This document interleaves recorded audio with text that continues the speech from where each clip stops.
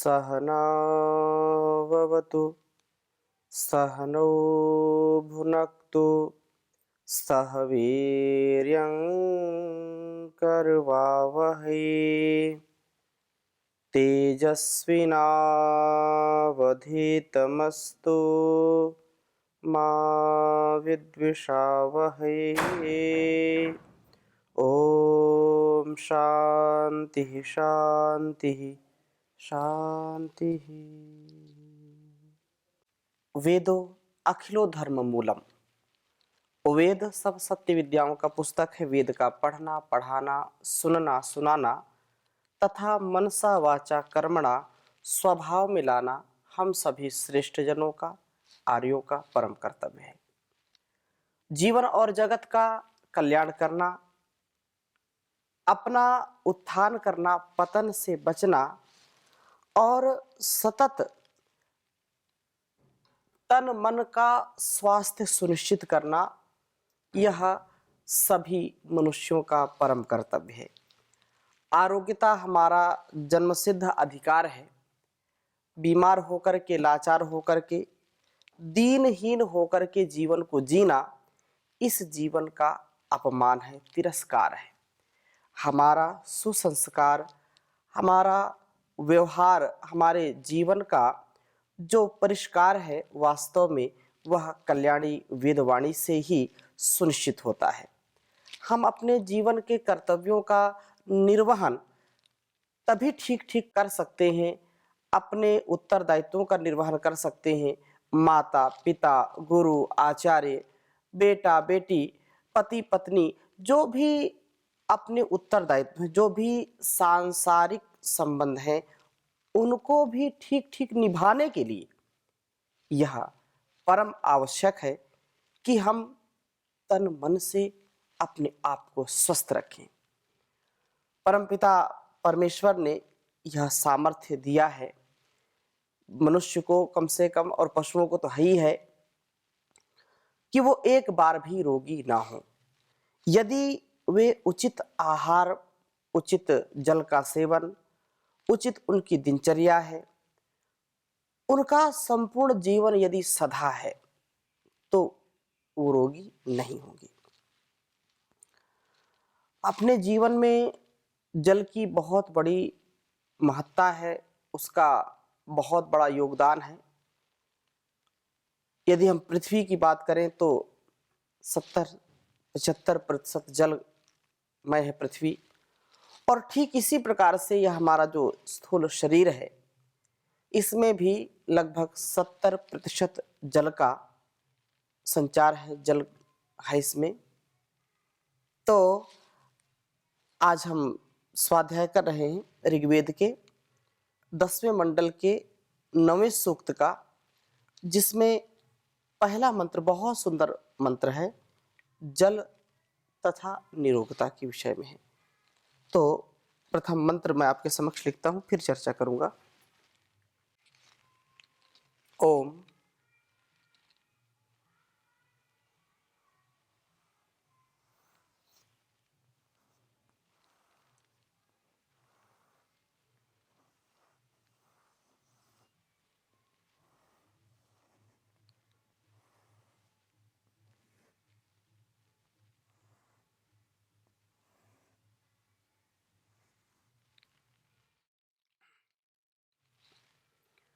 आपोहिष्ठा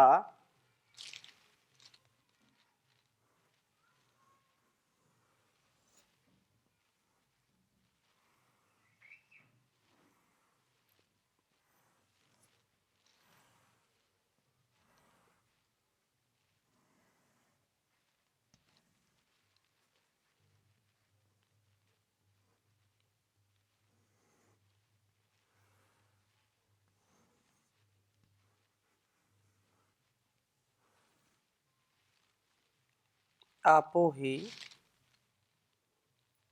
स्ठा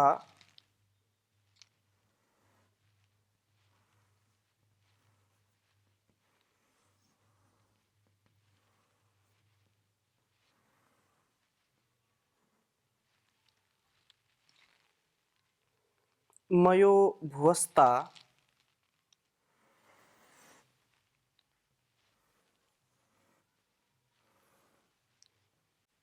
मयो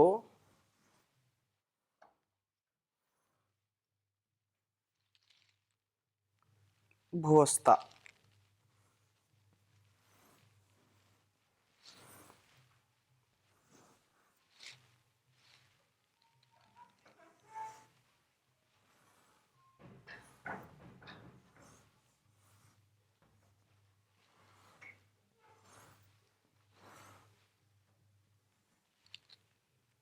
आपोहिष्ठा मयो भुवस्ता न ऊर्जे दधातना।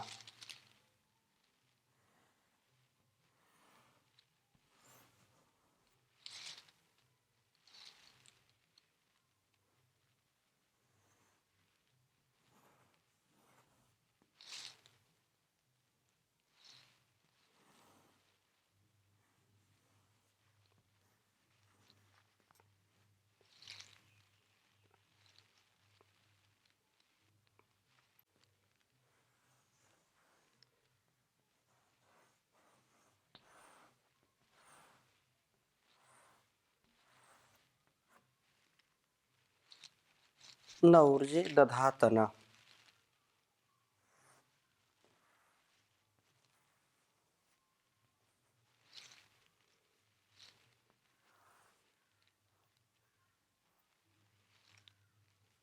महे रणाय चक्षसे।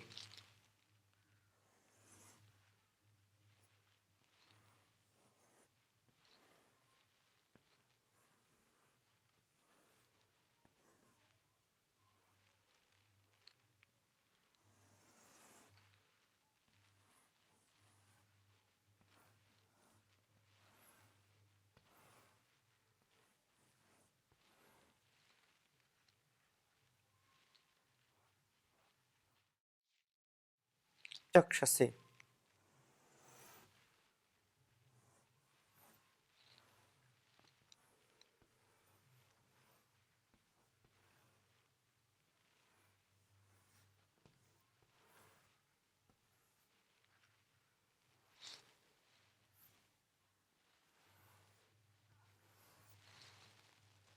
ऋग्वेद के 10वें मंडल की 9वें सूक्त का यह पहला मंत्र है।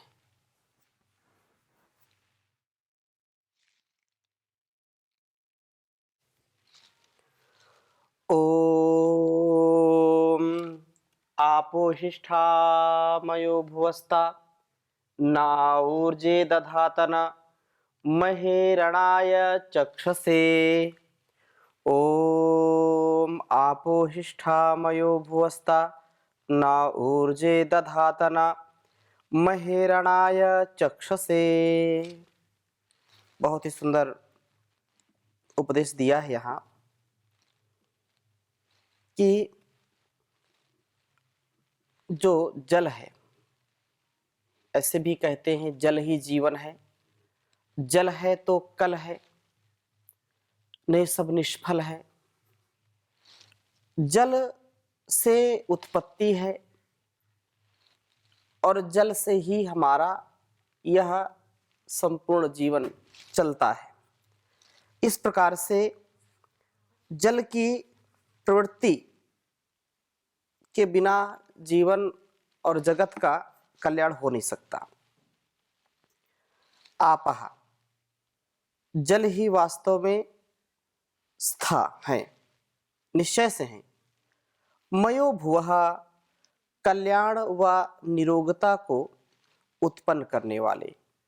जल से हमारे जीवन का कल्याण है और जल से ही निरोगता है। जो व्यक्ति जल का उचित मात्रा में सेवन नहीं करते हैं उनको रोग सताते हैं। अलग अलग प्रकार से व्यक्ति रोगी हो जाते हैं। इसलिए जो व्यक्ति जल का सेवन आहार के रूप में या जल का सेवन औषधि के रूप में मध्य मध्य में करते रहते हैं, उनका शरीर जल्दी अस्वस्थ नहीं होता। पानी की कमी से अनेक प्रकार के रोगों का आक्रमण हमारे शरीर पर होता है। आगे कहा कि न वास्तव में सचमुच यह समुचित जल का प्रयोग करने से हम अपने शरीरों को पूर्णतया निरोग बना पाते हैं। ताह वे जल न हमें ऊर्जे बल व प्राण शक्ति से युक्त करते हैं, प्राण शक्ति में दधातना धारण करें। जलों का समुचित प्रयोग यह है कि हम जब स्नान के लिए जाएं तो स्नान के लिए ठंडे पानी का प्रयोग स्पंजिंग के रूप में घर्षण स्नान करते हैं और पीने के लिए यथासंभव गुनगुना पानी होना चाहिए। स्नान सदा शीतल जल से और पान हल्का सा गुनगुना पानी हो, क्योंकि जब हम स्नान करते हैं ठंडे पानी से तो हमारे सारे रोमकूप खुल जाते हैं और उससे हमारे लिए बड़ी ही शक्ति मिलती है, उससे हमारे लिए ऊर्जा का संचार हमारे शरीर में होता है। जो लोग गर्म पानी से नहाते हैं और ठंडा पानी पीते हैं वो रोगों का कारण है। याद रखिए, जो वात से पीड़ित हैं, जिनका वात प्रकोपित है, कमर में दर्द है, बहुत समस्याएं, शरीर जकड़ा हुआ है, उनके लिए उष्ण जल का स्नान कल्याणकारी हो सकता है, ठंडे जल का सेवन हानिकारक है रोग की अवस्था में। परंतु जो विलासिता की स्थिति में गुनगुने पानी से सुख के लिए, शरीर के सुख के लिए वो जो गर्म पानी से नहाते हैं उनके लिए बहुत ही हानिकारक है। युवाओं को, युवतियों को तो कदापि गर्म पानी से स्नान नहीं करना चाहिए। फिर प्रश्न उठता है कि भयंकर ठंड में कैसे स्नान करें? तब तो गर्म पानी का प्रयोग करना ही पड़ता है। गर्म पानी का प्रयोग करें, लेकिन उसमें भी ऐसा प्रयास करें कि जितना पानी आप अपने शरीर पर डाल रहे हैं और वो सहन करने के योग्य है। एक तो यह है कि गुनगुना पानी नहा रहे हैं और उसमें सुख की अनुभूति कर रहे हैं। एक ये कि नहीं, थोड़ा सा ठंड है, ठंडा जल है, शीतल जल है, बहुत ठंड है, सर्दी का मौसम है, कहीं कहीं पहाड़ों पर तो बर्फ भी जम जाती है, तो उस अवस्था में क्या करें?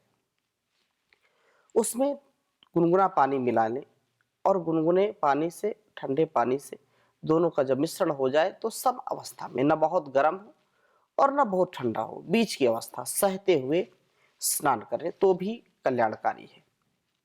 लेकिन अधिक गर्म पानी से स्नान करना मतलब रोगों को बुलाना। जो व्यक्ति सदैव इस प्रकार से शरीर सुख के लिए गुनगुने पानी से नहाता है उसके बालों के रोग होते हैं, बाल उसके जल्दी झड़ जाते हैं, उसकी जठराग्नि मंद हो जाती है, वह शरीर से भी और अपने अंगों से भी कमजोर होने लगता है। धीरे धीरे हड्डियां भी धीरे धीरे कमजोर हो जाती हैं। इसलिए अधिक विलासिता में ना पड़ करके ठंडे पानी से नहाएं और गुनगुना पानी पिएं। अब रसना के स्वाद के लिए बहुत लोग ठंडा पानी पीते हैं, फ्रिज में रखा हुआ पानी पीते हैं बहुत शौक से, और छोटे छोटे बच्चों को भी यही शिक्षा दे देते हैं। उनका भी मन ठंडे पानी की ओर जाता है। भोजन के बाद आइसक्रीम खाने का मन करता है, तो यह हानिकारक है। ये हमारी जठराग्नि को मंद करता है, हमारे जो पाचन तंत्र पर बुरा असर पड़ता है, आंतों में बुरा असर पड़ता है। ऐसा प्रयास करें कि गुनगुना पानी का सेवन करें। और प्रातः प्रयास करें कि अ, यथासंभव 1 गिलास 2 गिलास पानी का सेवन जरूर करें प्रातः काल। जो प्रभात में उठ करके उषा पान करते हैं, सुबह सुबह जल का सेवन करते हैं, गुनगुना जल का सेवन करते हैं, उनके 90 से 99% रोग नष्ट हो जाते हैं। पेट के रोग तो होंगे नहीं, और मुख की शुद्धि भी हो जाती है, दांतों को साफ करें और जितना संभव पानी पिए। यह वास्तव में हमारे लिए अत्यंत कल्याणकारी है। ये शास्त्रों में इसका विधान है, जैसा वेद का आदेश यहाँ पर है कि ये जल जो है, प्रभात का पिया हुआ जल, ये औषधि का काम करता है। तो एक स्थान पर लिखा है, विगत घन निशीथे प्रातरोत्थाय नित्यम यह पिबति खलु नरो यो घ्राणरन्ध्रेण वारी स भवति मतिपूर्णा चक्षुषा तार्क्ष्यतुल्यो वलिपलित विहीनः सर्वरोगैर्विमुक्तः। ये कहा कि विगत घन निशीथे प्रातरुत्थाय नित्यम पिबति खलु नरो यो घ्राणरन्ध्रेण वारी। जो व्यक्ति सुबह सुबह रात्रि व्यतीत होने के बाद जब उषा काल है और उस समय वह जल का सेवन करता है, कुछ योगी जन नासिका से जल का सुबह सुबह सेवन करते हैं, सबका सामर्थ्य नहीं है, तो जो प्रभात में 1-2 गिलास भी यदि जल का सेवन करते हैं तो वे सब रोगों से मुक्त हो जाते हैं। उनकी आंखें भी बहुत अच्छी हो जाती हैं, आंखों में भी जल के छींटे मारें सुबह उठ करके, मध्याह्न में भोजन के बाद, रात्रि में सोने से पहले, तो इससे आंखों के रोग कभी नहीं होंगे। और जल का उचित मात्रा में सेवन करें। कहते हैं कि प्रभात में जो जल का सेवन करेगा उसकी आंखें स्वस्थ रहेंगी और सभवति मति पूर्णा चक्षुषा तार्क्ष्यतुल्यो वली पलित विहीनः। उसका असमय में जो शरीर है वो कांतिहीन नहीं होगा, चेहरे पर नूर रहेगा, चेहरे पर कांति रहेगी। वली जो झुर्रियां हैं वो नहीं पड़ेगी। उचित मात्रा में जल का सेवन करने वाले का जो चेहरा है, जो मुख है, वो देदीप्यमान रहता है। वली पलित विहीना, बाल भी जल्दी सफेद नहीं होंगे, आंखों की रोशनी भी ठीक रहेगी। सर्व रोगैर्विमुक्ता, सारे रोगों से मुक्ति मिलती है यदि हम जल चिकित्सा को समझ लें, जल के प्रयोग को समझ लें तो अत्यंत कल्याणकारी है। और आगे क्या कहा कि भोजन में भी जो है थोड़ा थोड़ा करके बीच में जल का सेवन करें, थोड़ा थोड़ा, अधिक, क्योंकि भोजनांते विषम वारी कहा है। भोजन के बाद जो बहुत ज्यादा पानी पी लेते हैं वो जठराग्नि को मंद कर देता है। तो भोजन के मध्य में थोड़ा थोड़ा घूंट घूंट करके पानी पिए, ये औषधि का काम करता है। और यही जो है आयुर्वेद ग्रंथों में कहा कि मुहुर मुहुर वारी पिबेद भूरी, जो थोड़ा थोड़ा बीच बीच में जल का सेवन करें। जल के सेवन में कुछ लोग क्या करते हैं, पसपिया गटगट गटगट गटगट करके, ऐसा करना उचित नहीं है। इससे वात विकार बढ़ता है, इससे अलग अलग प्रकार के घुटनों में दर्द, पैरों में दर्द और भी वात प्रकोपित हो जाता है।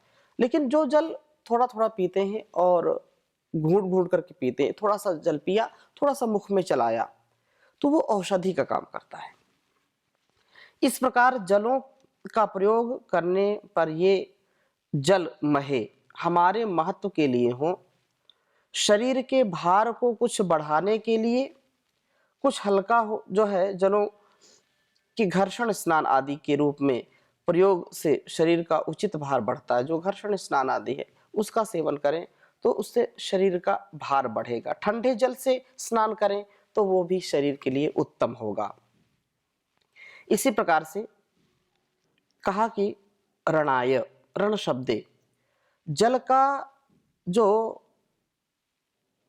उचित प्रयोग शब्द शक्ति के विकास के लिए होता है। वाणी में शक्ति आ जाने से हम पर्जन्य निनदोपमः, मेघ गर्जना के समान गंभीर ध्वनि वाले बनते हैं। गले को ठीक ठीक चलाने के लिए भी जल का होना आवश्यक है। गला सूखने लगा तो आप बोल भी नहीं सकते। आंखों में भी जल तत्व यदि कम हो जाए, न्यून हो जाए तो आंखें पथरा जाएंगी, आंखों की दृष्टि भी कमजोर हो जाएगी। ये कहें कि संपूर्ण शरीर को चलाने के लिए जल का सेवन अत्यंत लाभकारी है। चक्षुषे, जलों के ठीक प्रयोग से दृष्टि की शक्ति बढ़ती है, दृष्टि शक्ति की वृद्धि के कारण बनते हैं। भोजन के बाद गीले हाथों के तलों से आंखों में कुछ मलना, प्रातः ठंडे पानी की छींटे देना आदि प्रयोग दृष्टि शक्ति को बढ़ाते हैं। उषापान निश्चय से इसके लिए अत्यंत उपयोगी है। जो व्यक्ति प्रभात में जल का सेवन करेंगे, मध्याह्न में भोजन के बाद तक्र का, छाछ का सेवन करेंगे, रात्रि में सोने से पहले गोदुग्ध का सेवन करें, तो वो कभी रोगी हो ही नहीं सकते। वे सदा स्वस्थ रहेंगे, मस्त रहेंगे, व्यस्त रहेंगे, आत्मस्त रहेंगे। ये तीन बातें भी हमारे जीवन के लिए अत्यंत लाभकारी हैं कि जल का उचित मात्रा में सेवन हो। जल निरोगता, बल, प्राण शक्ति का महत्व अत्यंत हमारे लिए कल्याणकारी है। तो इसको हम समझें, जानें और जीने का प्रयत्न करें, क्योंकि जल है तो जीवन है, जल है तो कल है। संपूर्ण संसार जल से ही चलता है, इसलिए जल का हम दुरुपयोग भी ना करें, जल प्रदूषण ना करें। इसलिए जल को देवता कहते हैं। तो जल हमारे लिए जीवन दायिनी है, जल हमको जीवन देता है। इसका उचित मात्रा में हम प्रयोग करें, अतिक्रमण ना करें। तो इन्हीं भावनाओं के साथ, शुभकामनाओं के साथ आज की कक्षा को यहीं पर विराम देते हैं। ओम शांति शांति शांति।